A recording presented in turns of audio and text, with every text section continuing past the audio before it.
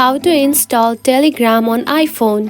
If you want to use the Telegram app and wondering on how to install it or download it on your iPhone, don't worry, in today's video I will show you how to do it, so let's get started.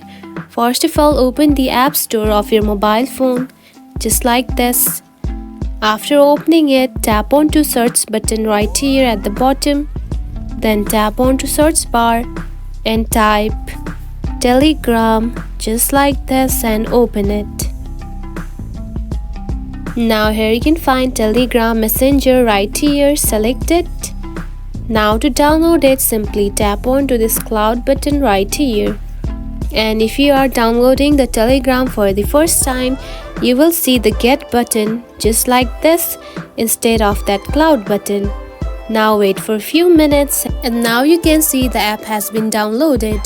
Now to open it, simply tap on to open. You can also find the app on your home screen just like this. And that's it. This is how you can install Telegram on your iPhone. If you found this video helpful, don't forget to like and subscribe for more tips. Thanks for watching.